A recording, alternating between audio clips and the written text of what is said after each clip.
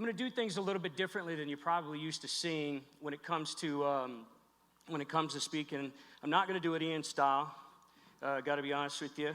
I don't really have a sales pitch. What I have is a backstory that got me into country music, but I want you guys to get to know me. I want you to know who I am as a person. And then I also want to show you a little bit of insight into country music and how things are done. A few things that we're going to do.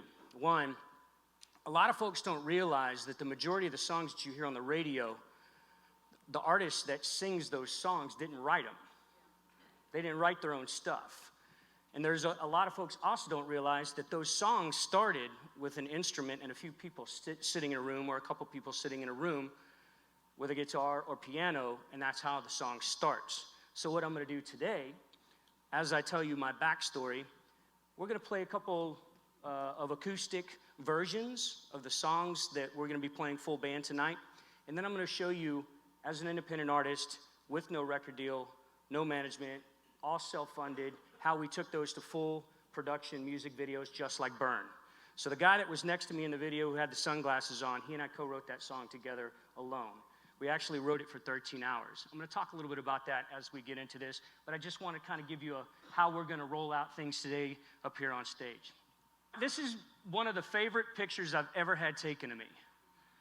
Now, if you look, I'm the guy that's looking up to the ceiling with my tongue sticking out, and I'm wrestling the number 3 guy in the state of Florida. So you notice I put down there, I got him right where I want him. I sucked at wrestling, I'm just going to say. I was horrible. I was junior varsity, and it seemed every single time that number 1 in the state of Florida, who tied me up like a pretzel, number 3 in the state of Florida, who tied me up like a pretzel. Every time the varsity guy was supposed to wrestle these folks, I had to come up from junior varsity and get my butt handed to me on the mat. But there's a point behind this slide. The reason why I say I've got him right where I want him is because I know we got Steven was just up here, MMA. And we got any wrestlers, any previous wrestlers in the room? A few folks out there. So you have, wrestling is an individual and a team sport when you're playing, or when you're wrestling in high school, in college as well, because you can win the team match, all that stuff. So match points are different, or you can win the match, but you can lose your own match, but the team can win the whole tournament, as it would be. He didn't pin me. He beat me by the mercy rule, which means he absolutely destroyed me, but he didn't pin me. So the difference, if I recall correctly, a pin is 3 points, and the mercy rule is 2 points, or 1 point. I can't remember. It's one of the two. We won the match by a couple points, and he didn't beat me. So as a team, we won together, and even though I lost, he didn't put my shoulder blades to the mat. So I was super proud of that. Saying I've got him right where I want him, it's not about right here and now. It's not necessarily about an individual effort. It's what's going to happen after this conference and the collective minds that are going to come together and do amazing things for this country. The networking already, the stories that I've heard, so many inspiring people that I've gotten to talk to, people I've been fans of on Instagram that I'm currently banned on with my 85,000 people that can't see a thing. For responding to somebody attacking me. Anyway, all that aside, I'm super excited to forge relationships with every one of you out here in the audience. And this slide, back in high school, defined that for me for the rest of my life. I'm going to tell you a little bit more about that. All right, so there's my family. I had a cornucopia of steps and halves and all that stuff. And if you look right there in the center, my brother Aaron is sitting in the back. He was my only full-blood sibling in all of that.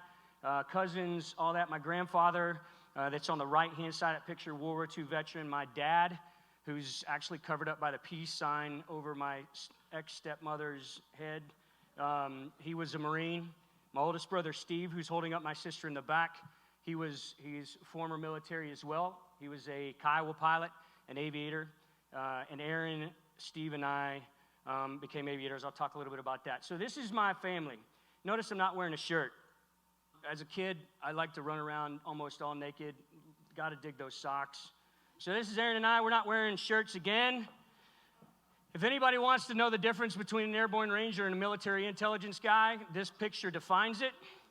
I was military intelligence. He was not. He's an American superhero. He's in the Ranger Regiment, 3075th. Yep. He was in the ambush in Mogadishu and Black Hawk Down. He was in the second convoy that went in to get the second Black Hawk. A lot of folks have read about him in all the books that are out there because they told stories of what he did. He was actually the only non-commissioned officer that didn't get shot in the whole thing. This is him going to Somalia. A lot of folks, if you remember Black Hawk Down, Jeff Struker, he's the guy on the right-hand side of your picture there. He was Aaron's best ranger buddy in the best ranger competition. Anybody knows about the best ranger competition, to be able to complete the best ranger competition is a feat in its own. They got fourth 2 years in a row. The best ranger competition held the record on the Derby Queen, which is the obstacle course there, for a good 5 years after their second victory, or I would call it a victory, getting fourth in the entire world because it's now international. This is the reason why I can't stand when people kneel for our national anthem. This picture, many other things, but this picture is what I see every single time I hear someone disrespecting our flag, disrespecting our country. You're disrespecting my brother. He cared, this is in Somalia, he cared about that flag being furled around so much that he was up there unfurling it. This was actually a screenshot in the History Channel interviews for the making of Black Hawk Down. If you want to watch, get a little bit of a backstory, he's actually interviewed in that. I'll tell you a little bit about the first time I heard his voice afterwards. So this is flight school. Graduated top of my class in flight school. It's not a bragging. I'm not bragging about anything that I'm going to tell you today. I want you to understand what the American dream outside the box is really about when it comes to me. Both my brothers were there. When I graduated flight school, Aaron on the left, Steve on the right, we were the first three brothers to fly as warrant officers in the Army at the same time in the history of Army aviation. They both graduated fourth in their class. Had Aaron not been at flight school with me most of the time, I can't say that I would have graduated top of my class. I used his mentorship and guidance to be able to achieve that, and there were some pretty stellar heroes that came out of the Iraq conflicts that I graduated that were, I guarantee you, 1,000 times better aviators than I ever would have been. This is me the last time I took a picture of me with hair on my head. Because I don't know if you noticed, but if you could see it, but there are like 4 hairs going down my forehead right there from that island right in the middle. And I decided at that point I needed to start shaving my head, so I am now bald intentionally. That was one of the last flights I ever did in Iraq. That gentleman that I'm sitting in that seat next to actually saved our lives when we almost crashed, dropping off a sling load anti-aircraft gun from the top of the Ministry of Defense building. I don't know if any of you are familiar with sling loading, but Black Hawks carry stuff under the bottom of them. And we had to go on the top of my first sling load ever since training, top of a 6-story building, and bring that into what was called the Boneyard just north of Baghdad International Airport. And we browned out at 300 feet above the ground and still had to put the gun on the ground. That was a scary day. Sphincter pucker factor was at an all-time high, let's just say. And this is my brother Aaron. It's my niece Savannah. Aaron and I ended up in combat together. This is him flying. Kai was in combat. He was with the 82nd Airborne. I was with the 1st Armor Division. I know Derek, he's got his tattoo across the back there with his Airborne Ranger. And I don't know if he's in here right now, but I always see the 82nd guys for me because I have a heart for my brothers and sisters in arms all the time, but when I see 82nd, it takes me specifically to Aaron. Aaron actually surprised me in combat. And that day, I came back and I'm taxiing, and we don't know where we're going to park because you take the first open parking spot, and there's not somebody that's telling you where these parking spots are. So I'm on the radio, right, and I'm talking to the company, and I won't say what he actually said on the radio because I don't want to drop an F-bomb on stage right now. But they said, hey, where are you going to park? And I was like, I'll let you know when we get there, huh? And he said, huh's an effing Ranger word, soldier. And I was like, who is talking like that on the radio? Our company radio. And then I went and we went to shut down the aircraft, and I'm doing our post-flight check. And my crew chief is like, Mr. Weaver, open up the door. And I'm like, dude, can you, let me get this done here real quick. And Aaron was standing right there. And there we were, 2 brothers in combat. He was at Al Taqaddum just southwest of Fallujah, and I was at Baghdad International. I love it when people get on my Instagram page because it's funny, and I don't really care, but it's funny. When they love to tell me, oh, all this stolen valor stuff. Like that's their attack. They love to tell me stolen valor stuff. Well, I have memories of that day like it was yesterday. And this like it was yesterday. So that was Thanksgiving in 2003. And that was, Aaron had flown in again and surprised me for Thanksgiving. We got to eat Thanksgiving dinner together in combat. 2 warrant officer brothers, pretty cool stuff. Pretty amazing memories. I'm going to tell you something. This is not a fashion statement. This is my snot rag. Just letting you know because I'm going to cry. Just telling you. Last time I didn't have a snot rag with me and I couldn't wipe it off with my hand. So just letting you know, I'm going to get emotional. That was me flying just before Christmas. And little did I know that 2 weeks later, I would be receiving the news that my brother, who was a cancer survivor and was non-deployable, got a waiver to be deployed. He had to get bi-monthly blood screenings for his cancer. And he was a passenger in the back of a medevac helicopter when it was shot down and killed everyone on board. That last picture that you saw was the last picture we ever took of each other, with each other. And this was in my hometown, walking behind his horse-drawn caisson. I know January 6th, a lot of folks think about that. January 2nd, Kimberly Hampton, the first female cavalry captain to be killed in action, was killed in action. On January 4th, I flew her best friend out to her memorial service, and I saw Aaron again. We actually took a picture that day, but we never got his camera back. January 6th was the last day I ever heard from Aaron because he sent me a Yahoo Instant Messenger message that he had been accepted into Task Force 160th, which is the elite of aviation, for their accessions program. That was the last time that I heard from him. He was supposed to come and see me on the 9th, and he ended up getting a flight out early on that medevac helicopter. And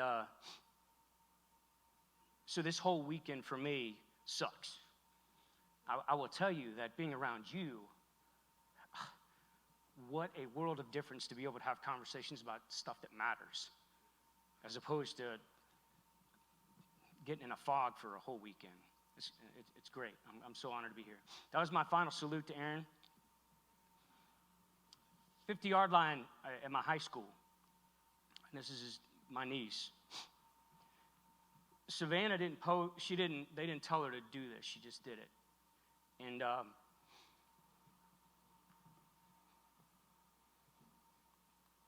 that's tough. Because of the Sole Survivor Act, with a sibling being killed in action, I was considered non-deployable at that point. The Saving Private Ryan Sole Survivor Act, and I became an instructor at Lewis Gossett Jr. on steroids. That look on my face was on my face for probably a good year.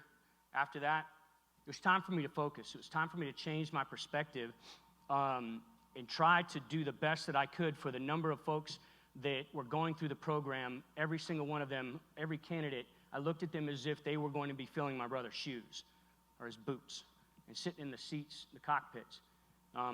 And I will tell you, he had some huge, huge boots to fill. And this is when things started getting fun. So this isn't all going to be, sad and serious and all that kind of stuff, because we've got to talk about music.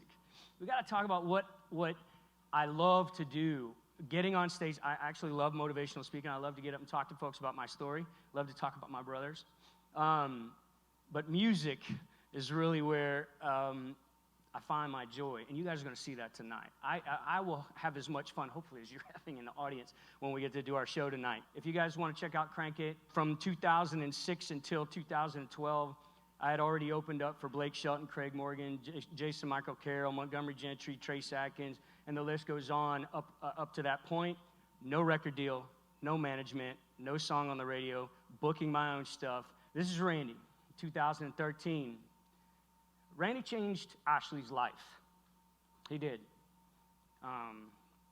She was going down a path that needed direction and someone to love her more than anything. This is the last picture of them together, her hugging him goodbye. That's Randy in Afghanistan. On December 17th of 2013, Randy was piloting a Black Hawk in Afghanistan, doing a reconnaissance mission on a mountainside of a cell phone tower where they had seen Al-Qaeda moving around. and Al-Qaeda had set up an IED and blew the tail boom off of Randy's helicopter, and he came home under a flag as well. We became a second-time Gold Star family. He was my brother-in-law, but I will tell you that going through this again, it crushed our family a second time. I mean, absolutely crushed our family. Because Ashley's such a good soul. And we hated to see that for her, but it was just a really, I'm starting my music career, things are going great, and I have this motivation because I got Aaron behind me. Like, he's in my corner. And I'm pushing as hard as I possibly can, because I'm not going to let a second go by without honoring his sacrifice, because he gave it all, and I'm still here to talk. I'm still here to make a difference and still continue to serve. And then this happened with Randy. There are a lot of folks in the audience that I know have gone through so many things, and my story is not necessarily any more grandiose than yours or any better than anyone else's story in here. And there's one thing that I've seen as a common thread when I'm talking to everybody is overcoming these hardships and obstacles. See, we're in a room full of unique people that use those obstacles. I like to call them roadblocks, but I turn them into speed bumps, because I'm going to go smashing through them and blow out my suspension every single time I get the opportunity, because it's the only way to think, as far as I'm concerned. But Aaron is buried 8 stones over in one row forward of Randy. 2013, once again, sucked. But this renewed my spirit, renewed my desire to want to be successful in music, to honor both of them. So in 2014, this is when things just really start getting like crazy in my music career. One thing that I love when somebody tells me I'm a failed musician because I don't have a song on the radio. I love when they tell me that I'm a failed something or other, because you know what it does? It makes me say, dude, tell me you've stood there. Does anybody know what this picture is? So this is something I want you to know. The Grand Ole Opry is a show. The Ryman is a place where the Grand Ole Opry, now they have it in the Opry House. So in 2014, I got to open up for Charlie Daniels, and this is where my relationship with Charlie Daniels really, really started coming into play and changing my career. I opened up for Charlie Daniels at a Christmas for Kids at the Ryman Auditorium. Let me tell you something. I walked out on that stage. Hey, Trey, yep. Come on, bro. There's something in his contract that I have to make sure to mention. Every time Trey, can you pull that picture back up real quick? Every time Trey is on stage with me or something, I have to point it out. There's Trey right there. Trey was also in Burn, as you got to see him. He had the Santa Claus beard back then. But anyway, so 2014, we got to play on the Ryman Auditorium stage together. What an incredible opportunity. I walked out on that stage. Trey was out there with me on sound check, and I bawled like a baby. So did I. That's the mother church of country music. To play on that stage, the acoustics in there, just absolutely incredible. And then 2015 got even better. This is the Volunteer Jam. If none of you have ever heard of the Volunteer Jam, Charlie Daniels started this, I believe, in 1969 with the first Lynyrd Skynyrd, the original Lynyrd Skynyrd. This was in 2015, one of the many volunteer jams after that. And some dude with no song on the radio, no record label, no management, got to play between Ted Nugent and Michael W. Smith. A little bit of a story behind that one. This actually is, it's kind of one of those moments. You know when you say, man, this sucks, but then something really cool comes from it? There's nothing worse than sitting in a porta potty when it's 150 degrees in Iraq. And you're like, this really sucks, but something good usually comes from it, right? It's all about perspective, right? So this situation, we're sitting off to the side. Now, the band that's playing with us played with all 27 acts that day. Everyone from Winona to, the only acts that they didn't play with were the bigs. Like Ted Nugent brought his own band in. Lynyrd Skynyrd obviously brought Lynyrd Skynyrd. But there were, everybody from, you name it, any name in country music, Charlie Daniels brought them. And also Three Doors Down, I think it was, but several other genres. We're sitting off to the side. Sean Hannity was the MC, and he was supposed to introduce me to come on stage. I'm like, man, I can't wait to meet Sean Hannity. I just want to meet him. I just want to say hi. he wasn't there. And Stormy Warren, if you're familiar with the highway, Sirius XM highway, Stormy Warren was the other MC. And we're sitting there, and we're all just chilling. The band played with everybody, 6-wire. They're sitting off to the side with us. And Ted Nugent, all of his guys, when they got done, unplugged all of their instruments from the amps that we were playing out of and turned them off. So there were no amps on or anything. And they said, Ryan, you've got 4 minutes to do your song and then tell your story. So, I could tell my story about Aaron in less than an hour and 15 minutes like I'm doing today. I got the abridged version. But so I'm like, okay, I could do it. I was rehearsing like, I got to say this, I got to say this, I got to say this. And all of a sudden, Stormy Warren says, and we want to introduce to you Ryan Weaver. And the band and everybody looks around like, holy crap, we got to get on stage. So everybody goes running on stage. And they're plugging in, trying to get their instruments tuned up and all this kind of stuff. Well, what does that do for me? It gives me another 3 or 4 minutes to talk. I'm like, yes. So I walked out there, and the very first thing I did was I said, well, ladies and gentlemen, I want to thank Charlie Daniels and Ted Nugent for opening up for me tonight.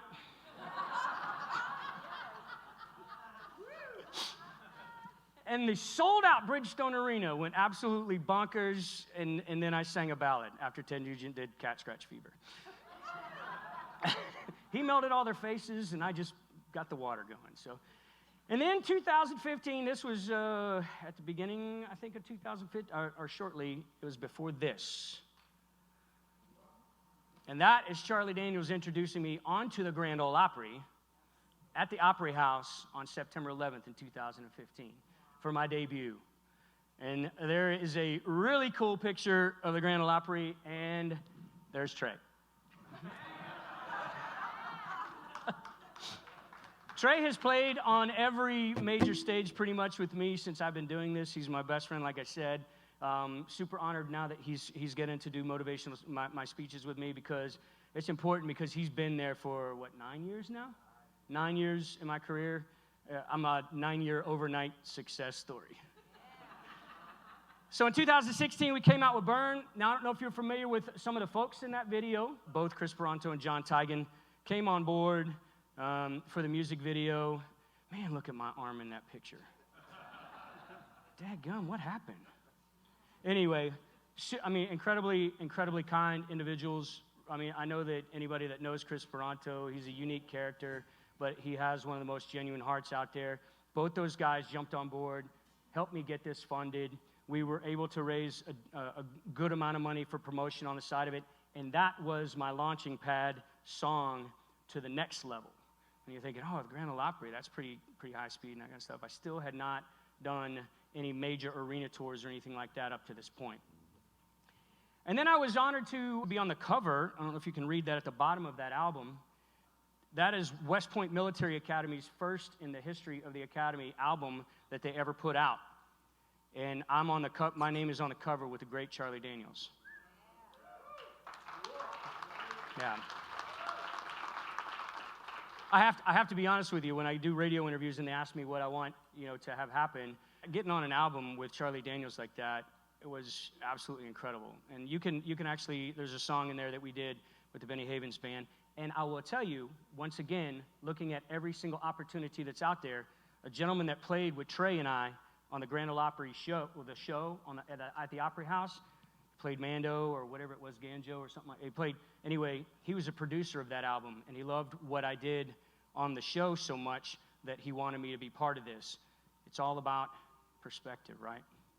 And this is a really cool perspective. We got any West Pointers out there? Anybody know West Point? Trophy Point Amphitheater, overlooking the Hudson River behind it. Getting to perform on West Point. Whoa, absolutely incredible.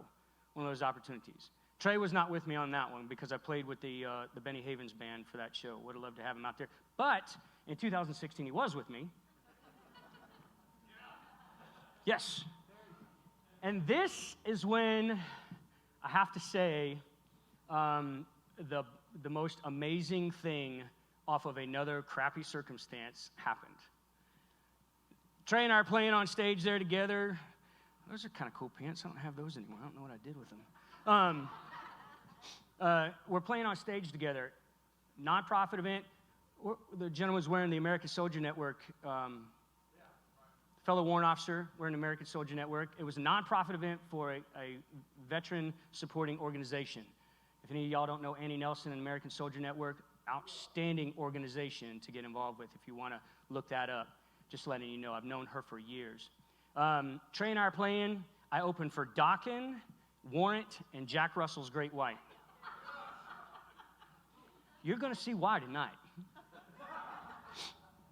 Open for those three amazing bands, except for Dokken. That guy's a tool. I say it every single time I speak. We had these fists with hashtag punch, Dokken, because absolutely horrible people. They were the headliner that night. I don't know why, because they suck too, but that's beside the point. You notice I don't pull any punches. I'm a warrant officer. That's what we do. But I'm straight up honest about it because I was the only veteran on the bill, veteran nonprofit event. They flew me out from Nashville with my entire band. They took care of us. They made sure we felt like rock stars just like everybody else. And the local acts ran a little bit long. So what do? We go out there and we want to blow the roof off the place. Trey and I will tell you, before every show, we do the Weaver Country Huddle. We do a prayer. Trey leads us in prayer. And I always look at my guys and I say, this is the last show you're ever going to play. Treat it like it. Because if you don't get out there and leave it all on stage, you're doing Aaron and Randy a disservice. Every single time I tell them that. And I will tell you, every single time they deliver. Over the top.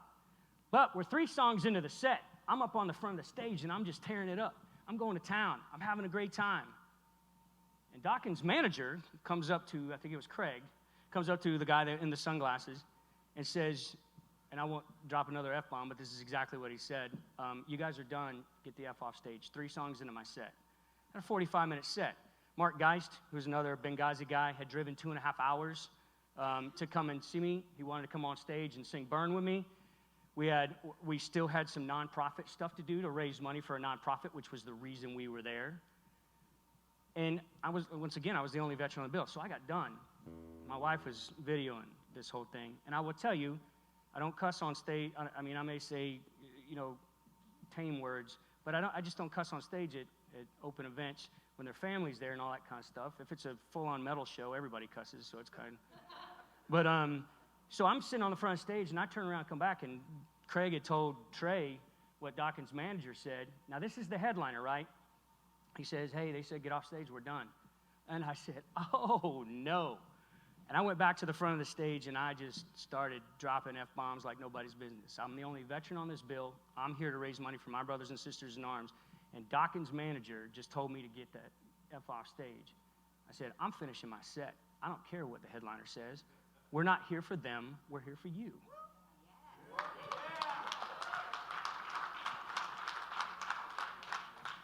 So what I didn't know was the CEO of the Professional Bull Riders was in the front row.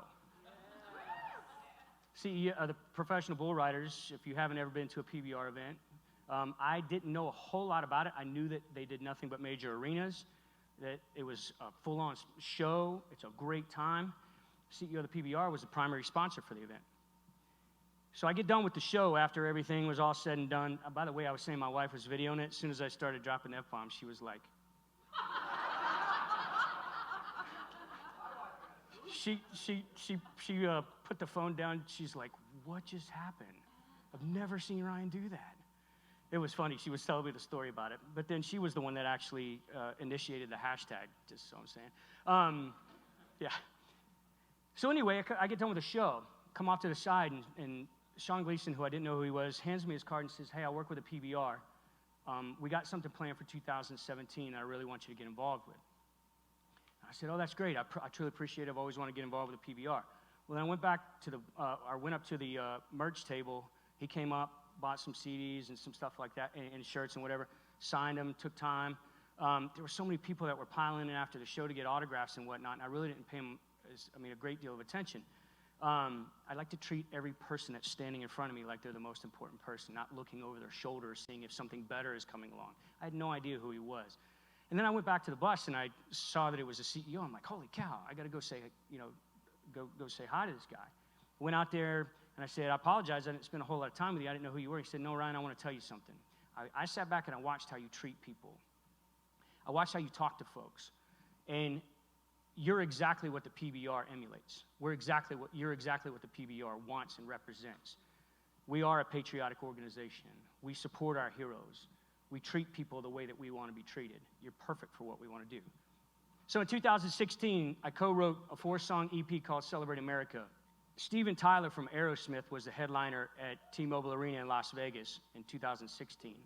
And I was the headliner in 2017. No song on the radio, no record deal, no management, and nobody knew who I was. Not a single person knew who I was. And this is when I willed it into place. By the way, there's Trey. This was my 80s rock band that I had at the time. Dave Marshall, that's sitting right next to Trey, actually played for Michael Jackson on his last live tour. The stage is off to the side, and we're doing sound check. And I said to Trey, I'm like, hey, man, you know how we talked about on my radio interviews, they always said, Ryan, what is your goal in country music? What do you want to do? And I said, I want to be singing in arenas with people singing my songs, because then I know I've gotten to the point to where people know the words to my songs, and I'm singing in sold-out arenas. So I was about to do my first sold-out arena, but nobody knew who I was. So there's a possibility that that dream is not going to happen when it's sitting right in front of me. So I said, can you we put a ramp down off the front of the stage and send it out, put a ramp going up into the shark cage, which is right out in the middle. It's where the Flint Rasmussen, who's I guess would be a clown. He does most of his performance stuff, plus VIPs can sit underneath it. That was going to be my stage for the most of the rest of the season.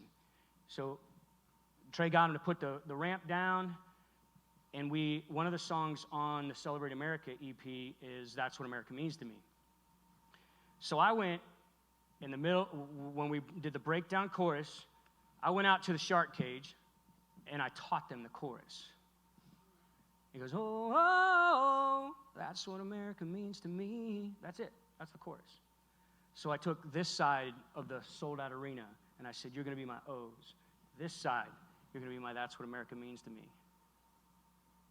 So when we got done doing that chorus 4 times later, the entire arena was singing my song.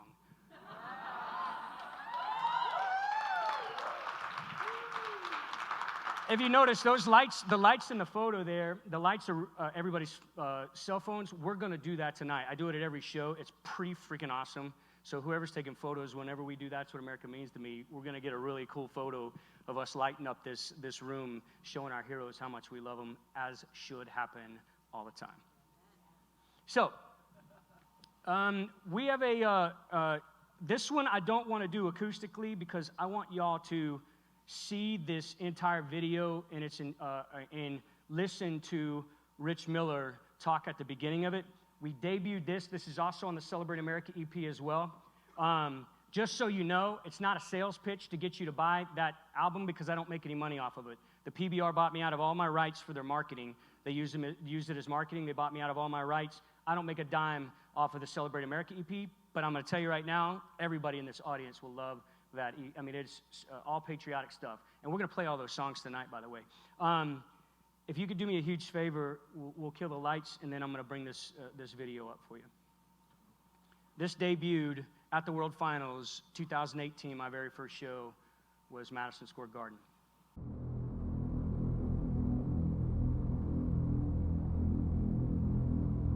When I came out from the sub-basements with my partner, Richie Hardigan, and my team for a break, we saw the sphere. And then when I was told by a firefighter that was an antenna off the North Tower, I just knew then we had to get a flag up at a high point inside the frozen zone. And I went up and down Broadway, and there were other flags up on buildings, and I didn't want to take a flag down. It was already up. And you know, they had apparently been left up throughout the day and night of 9/11. You know, these guys were foreign military, and it was important for them to see a flag. And he looked at me and said, "Where are you going to get a flag from?" And I said, "Well, Chief, if you're okay with it, I'm going to borrow the flag from Stuyvesant High School." And he looked at me and said, "Go get that flag." I said, I'm going to carry this flag out with honor." And I walked in towards between building 4 and 5, what was left of them, towards the sphere. And he looked at me, and I looked at him, and I said, Chief, if you get me 2 firemen with a ladder, I'm going to put a flag up for our guys there. Because I not only lost friends of mine who were NYPD, but I also knew a lot of guys from the fire department who were on a FEMA team with me. So I knew a lot of other new firefighters as well that were missing. So I knew how important it would be for them. And as I went up the ladder, I'm looking at it as I got up close to the top, well, to the mast area. I didn't. Now, where am I going to put it when I get up there? And so as I'm reaching out to put it through a hollow pipe, the flag started to unfurl itself, and I heard the fire battalion chief yell out, "Present arms!" Present arms!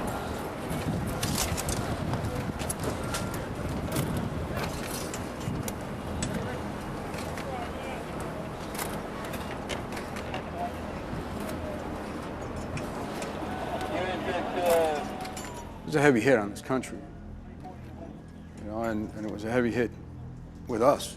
You know, we were New York City.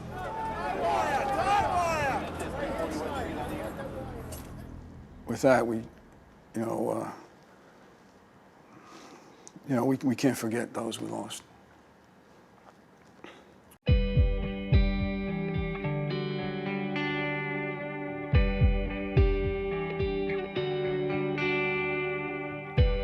Standing alone, I imagine your face, smiling when you said goodbye yesterday.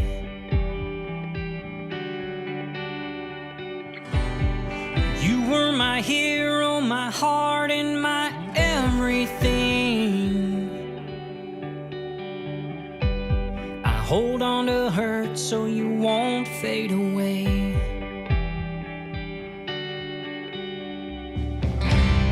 Never forgotten, oh no, you're not gonna disappear. Although you're gone, oh, I promise I'll keep you near. You might be one of the fallen, but never forgotten.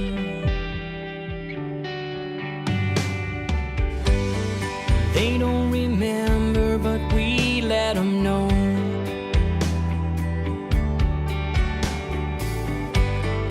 Each time we read all their stories in stone.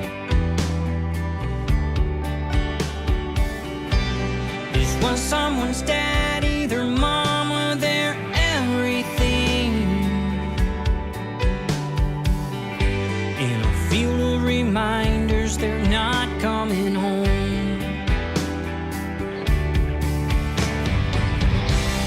Never forgotten, oh no, they're not gonna disappear.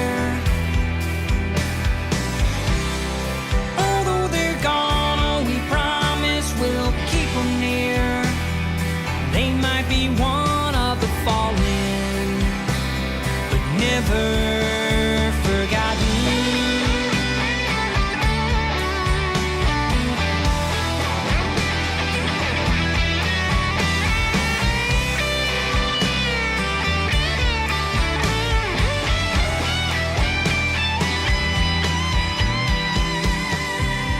Never forgotten, reminded of you in your daughter's eyes. And sometimes she smiles when she falls, almost never cries. Never forgotten, oh no, you're not gonna disappear.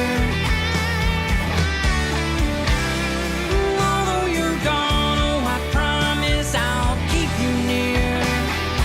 You might be one of the fallen, but never forgotten. They might be one of the fallen, but never forgotten.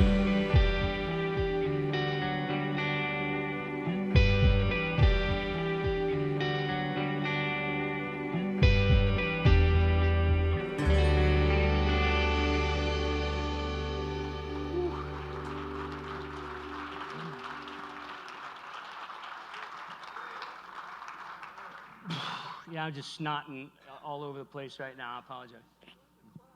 Oh, my goodness. Yeah. So a lot of folks don't know. One thing that you do know is the postage stamp that the firefighters hung a flag and then turned into a postage stamp and all that.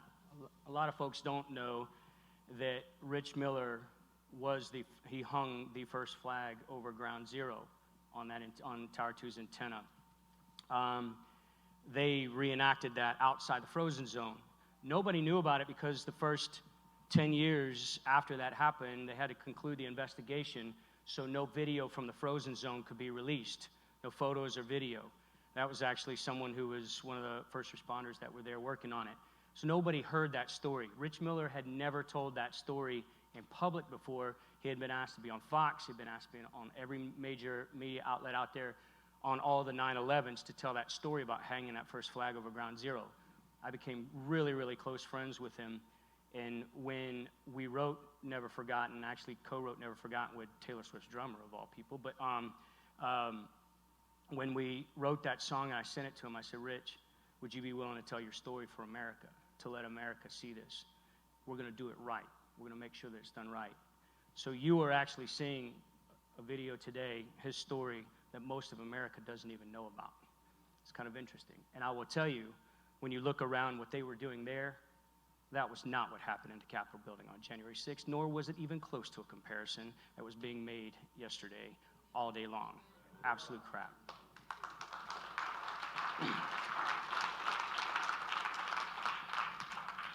So that was Madison Square Garden. Actually I sang the national anthem. Rich brought the flag out. I'm going to go back on that one so you can check it out again. That's Rich Miller posting the flag when I sang the national anthem. I sound like I said this last night, a couple cats fighting in a water bucket on that one because he came up and I immediately started bawling before I had to sing the national anthem a cappella to Madison Square Garden, of all places, on January 4th, the last day I saw Aaron alive. Yeah, it was crazy. And this was right here in AT&T Stadium in Dallas, 41,000 strong. I'm that little dot right there on stage. And if you, obviously, I don't know if any of you have not been in AT&T Stadium. I believe that screen is 60 yards wide, so my butt is like 10 yards wide in that picture. I want to show y'all my performance there, if you guys don't mind, or some of it anyway, at least, because I have to be honest with you. It was, a lot of folks don't know that you can fit the Statue of Liberty inside AT&T Stadium and it wouldn't touch the ceiling. The place is absolutely massive when you walk in. I walked 20 miles in 2 days inside that stadium, going back and forth between sound check and doing different things. It was incredible. Such a massive, put it on your bucket list of places just to go see. It's an incredible place, but I'll let you see a little bit of what we did. I don't care if you can't sing. This is what I want you to do right now. My heroes, my law enforcement officers, first responders, military, former military, first responders, law enforcement officers, stand up and be recognized. Let's light this arena up, this stadium up, and show our heroes how much we love them. Every single cell phone out there, I want to see it. Because that's what America means to me.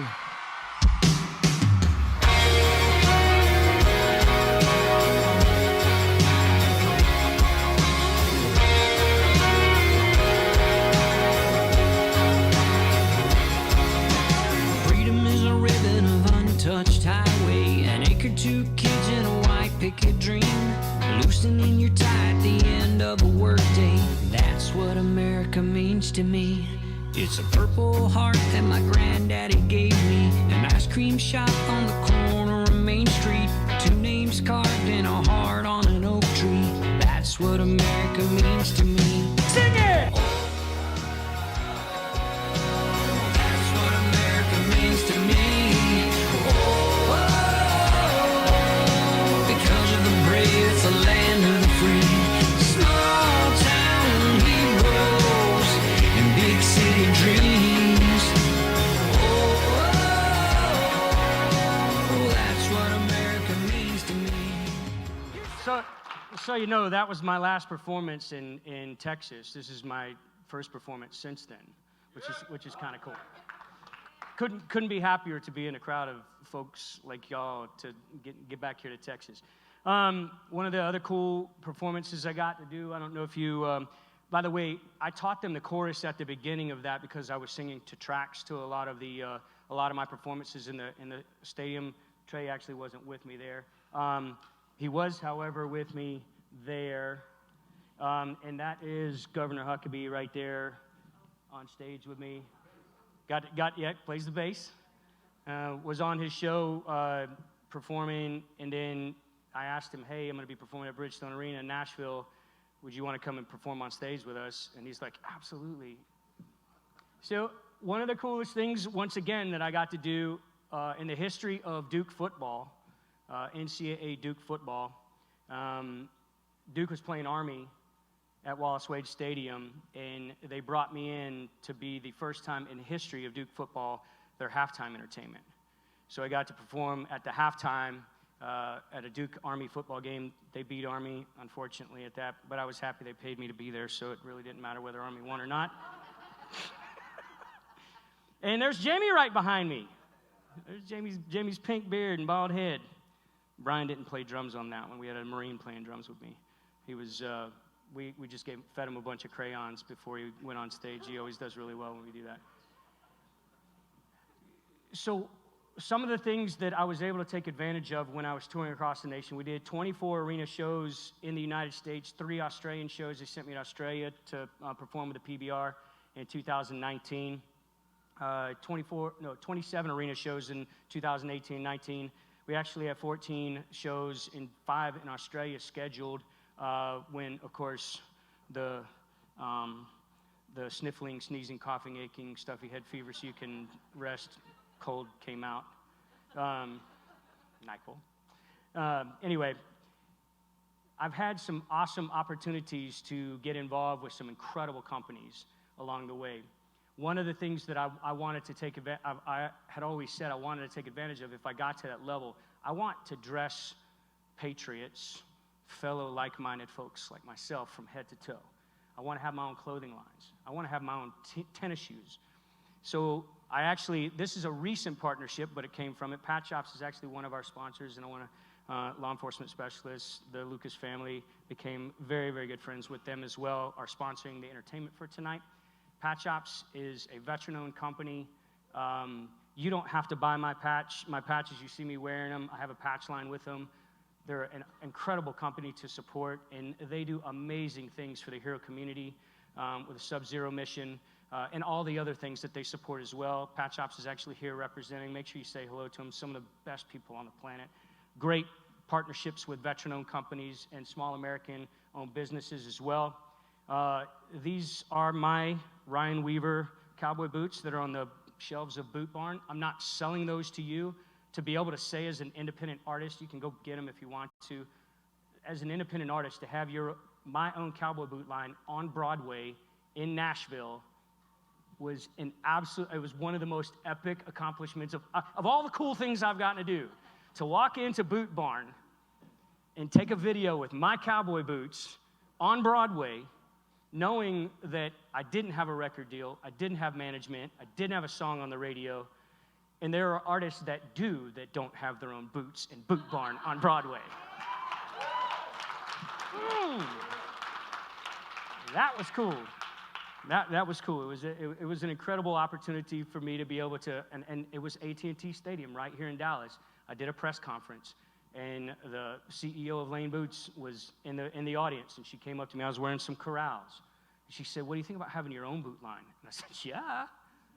So it took us 8 months to get it designed. I actually had the design already in mind. They're fashion folks that do the design stuff to be able to make it a flag on the lower as opposed to the upper, because most of the time it's covered. Not flag. We didn't really want to put the flag because that torques some people off. We put stars and stripes on it. But to have it on the lower, we have these also in men's, but they're transferring over to a sub-brand right now. Anyway, super, super proud of that. Another small American-owned business, Liberty Home Concealment, once again took advantage of that opportunity. These are concealed flags for firearms in your house. Absolutely beautiful. Love that company. Been with them since I think I was 3 months into the PBR tour. Super proud of that. We had a song come out called Arrival in 2019. It's a great workout song. If you want to stream it, I make 0.007 cents. That's a great sell for you right there. Off of each stream, 0.007 cents a stream. It's freaking awesome if you get on Spotify and pay me 0.007 cents. I would appreciate it. Thank you so much. And then he's currently running for governor here in Texas. I did while Trump was president. I don't know if you've seen this song or not. A lot of it still actually applies, except for the he's still your president thing. The song is funny. It's tongue-in-cheek, a little bit of comedy. Wrote it with Chad, was on the Blaze with him. I don't know if I said this at the beginning, for the Alan West thing. So now I'm like, I did a song with Chad. Now they're using my song for Alan West. It's like I feel conflicted. Yeah, it is what it is. Chad and I have already had a conversation. We just came out with a song called No Second Chance, music video that's out there if you guys want to take a look at it. I got to tell you that there's a story behind this, and the gentleman was supposed to be here today. He ended up having to fly out to Walmart. He owns all the heating, ventilation, air conditioning tracking systems for Walmart, so he's got kind of a big job to do. And he had to fly out today last minute because of all the snowstorms that came in. Anyway, he's a cancer survivor. Dual throat cancer. 3 days before we shot this video, I like to tell people the backstory behind things because I try and do things that matter. He had his feeding tube taken out. He had a very, very small chance of surviving it, and he did. 3 days after we shot this video, he went back in the hospital to have all of his lymph nodes taken out of his neck. Looked like they had tried to cut his head off after that surgery, but he's a fighter, one of the most generous, kind individuals you'll ever meet, and No Second Chance is really a cool workout song. The videos, I got to do we flew in that biplane upside, doing all the aerobatics and stuff. I got to drive that 2021 Stingray for a weekend. Goodness gracious, my wife would have killed me if I'd have brought that home with me. Anyway, you guys want to check that video out. Super proud of that one. And then we've got something this project is something that means a great deal to me. And this is why I actually brought Trey up. We normally do a few more songs than this. Did some adjustments today. But if you guys don't mind, I'm going to sing a song for you.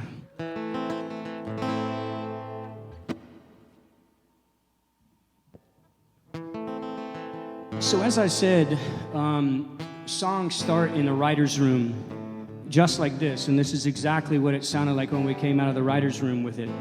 I'm going to just do a verse and a chorus for you because I don't want to spoil it for tonight. I want you guys to hear the whole thing with a rocking out band with my incredible musicians on stage with me. But I want to sing this one to you, give you kind of a taste of how we do things when we do the songwriting.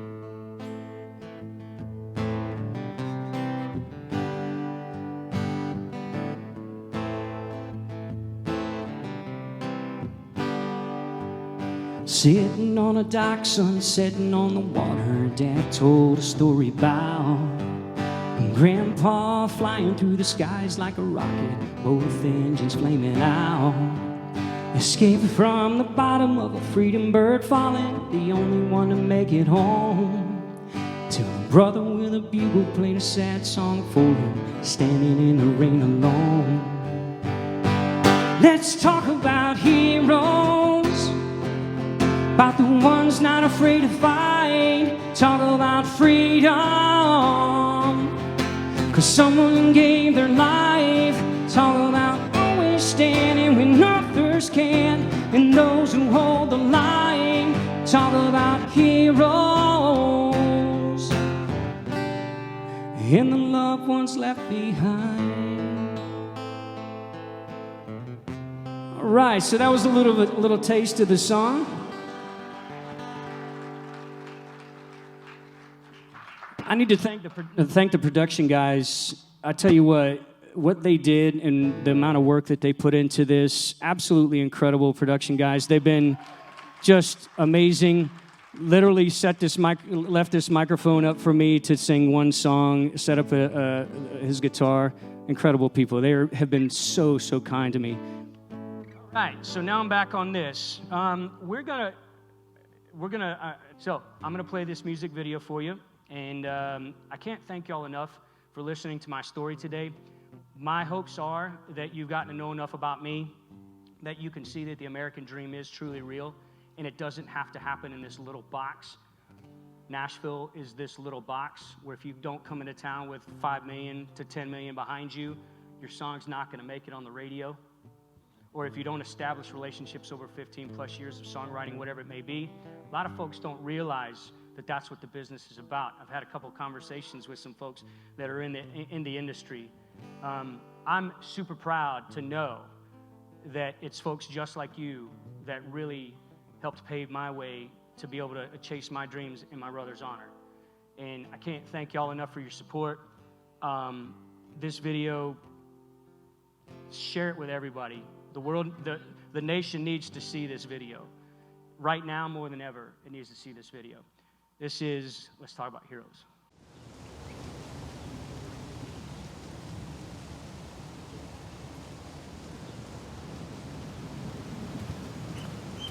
Hey, y'all, dinner's ready in 20. Daddy, why was Grandpa a hero? He risked his life so we could be free. What happened to Grandpa in the war?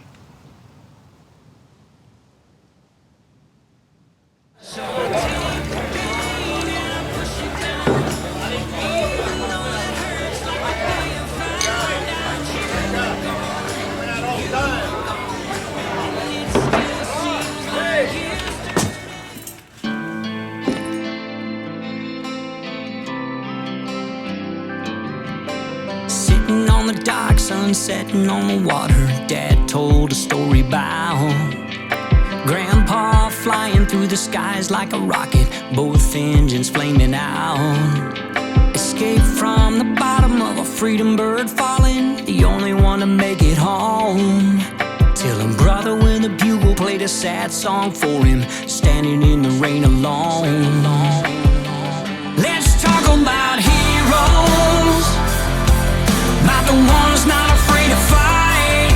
Talk about freedom, 'cause someone gave their life. Talk about always standing when others can't, and those who hold the line. Talk about heroes and their loved ones left behind.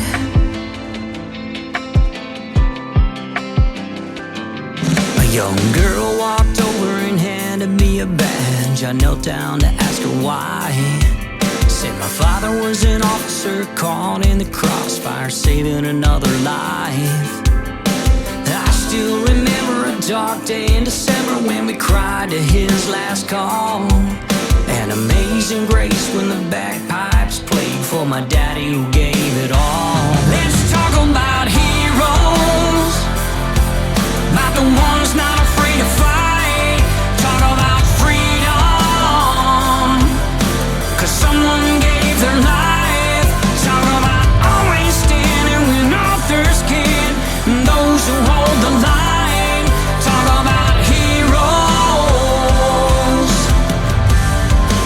and the loved ones left behind.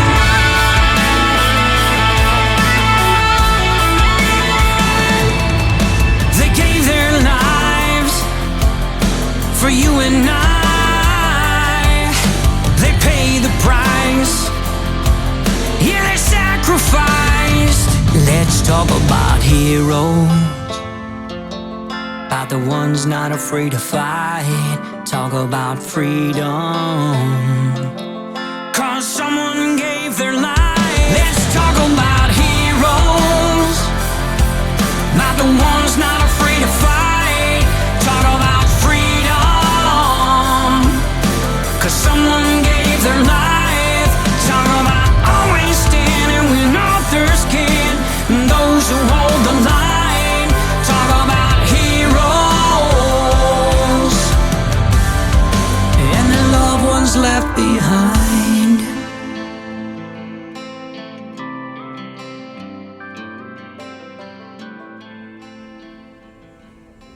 How are you, buddy? I saw Grandpa. You saw Grandpa? I saw Grandpa too. And he said everything's gonna be okay.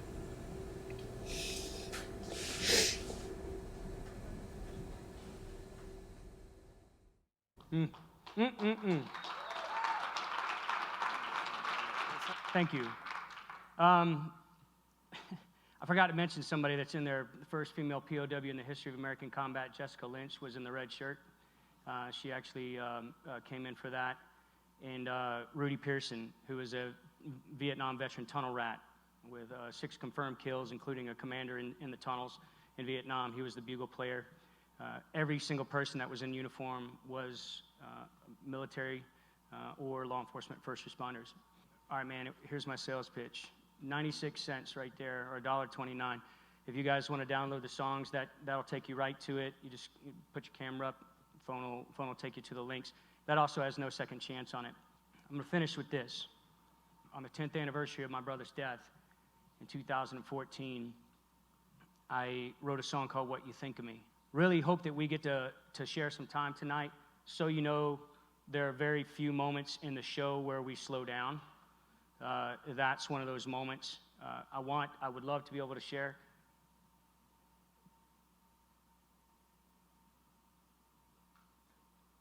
I would love to be able to share it with you on the eve of the day I lost my brother. And I can't thank you enough for the time that you've spent listening to me, because as speakers, we watch what people do in the audience. Every one of us out here know this. We watch the engagement, and I saw maybe 3 or 4 people total get up while I was talking, and I know it's been an hour and 15 minutes. I can't thank you enough for listening to me, listening to my story, and let us melt your faces tonight when you come to the concert. We'll have a great time. Thank you.